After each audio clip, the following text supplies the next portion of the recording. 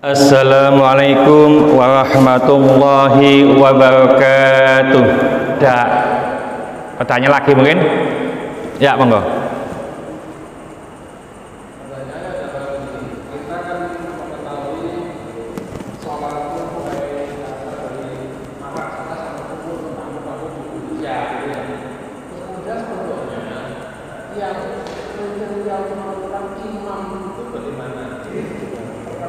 Oke, saya jawab, sudah paham ya.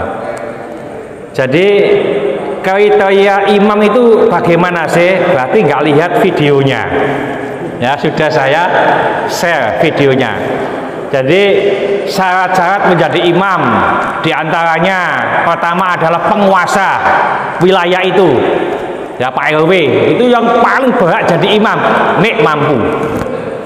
Itu syaratnya kalau mampu. Yang kedua, imam rawatib, yaitu imam yang dipilih oleh takmir, artinya terjadwal. Ya, terjadwal. Jadi takmir ini sudah rapat menentukan ini imam A, B, C, D. Ini imam tetap. Kalau penguasa tidak ada, imam rawatibnya tidak ada, dipilih yang ahli hukum fikih. Jadi ahli hukum fikih dulu. Jadi syarat rukun yang membatalkan sunnah-sunnah sholat itu difahami.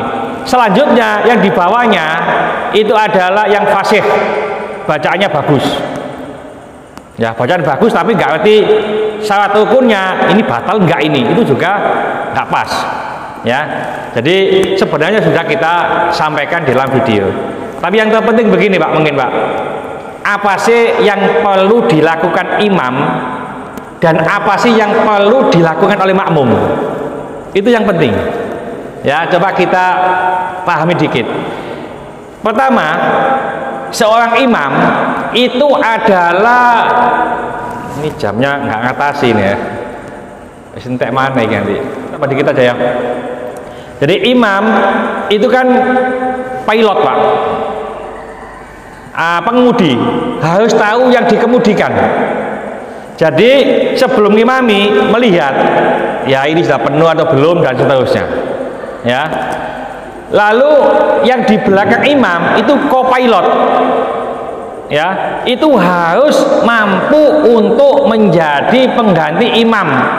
Umpamanya imam badal, imam itu ada kejadian atau udzur, ini dipanggil, itu tahu, paham, lah pokok adek nyewet aku.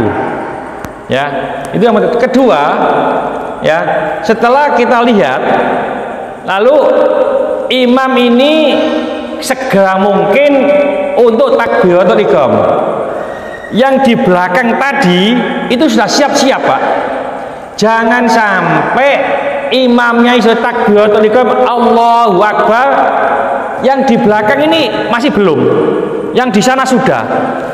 Lalu setelah imamnya takbiratul ihram batal, ini mau diambil belum sholat, yang di belakang ini, yang sana sudah sholat, kan nggak mungkin ambil yang sana. Oleh karena itu kopilot ini harus mengikuti imam terus, melihat situasi imam takbiratul ihram, secepat mungkin kita juga mengikutinya, tidak boleh menyamai. Setelah takbiratul ihram imam, yang di belakang ini mengikuti secepatnya. Ya, lalu sebenarnya masih panjang ini ya. Lalu imam ini dalam membacanya itu harus memperhatikan jamaah sesuai dengan uruf atau kebiasaan. Ya, kebiasaan. Jadi umpamanya kalau ini umum, ya secara umum tidak terlalu panjang. Kalau ini khusus, umpamanya hafid itu panjang tidak apa-apa. Terus di dalam kitab Al-Adhkar An-Nawawiyah, ya Adhkar An-Nawawiyah yang ngarang juga Imam Nawawi. Imam Nawawi itu paling suka ketika imam itu mengimami habis surat. Jadi umpamanya apa, suratnya habis begitu, ya. Terus tidak nyungsang. Nah ini anak saya ngerti nggak ada nyungsang ini. Tartibus surah. tertib surat. Contoh umpamane kulya sama kulhu. Ya, kulya sama kulhu. Ini duluan mana? Jadi harus diurut kulya setelah kulhu. Jangan sampai kulhu dulu terus kulya. Iku sih ketok, Pak. Ada sih nggak ketok. Umpamane di sini umpamanya inna anzalnahu pertama, yang kedua umpamanya waduha. Ini nyungsang. Ya, tertib surahnya nggak dapat. Tertibnya surat itu loh. Imam itu harus hafal, Pak. Kalau bisa tertibnya surat ini tidak ngawur. Ya, jadi pokoknya moco ngono wae. Yang selanjutnya menurut hadis rakaat pertama itu lebih panjang daripada rakaat kedua. Ya, rakaat pertama lebih panjang dari rakaat kedua. Jangan sampai terbalik. Ustadz nek nyungsang bagaimana? Tidak apa-apa, tapi tidak dapat kesunahan. Lebih panjang yang kedua bagaimana Ustadz? Tidak apa-apa, tidak mendapat kesunahan. Jadi umpamanya kalau watini itu dengan inna anzalnahu umpamane, ya, atau iqra dengan apa? Dengan inna anzalnahu. Jangan sampai iqra dengan watini. Iqra-nya panjang, watinya pendek, betul, tapi nyungsang.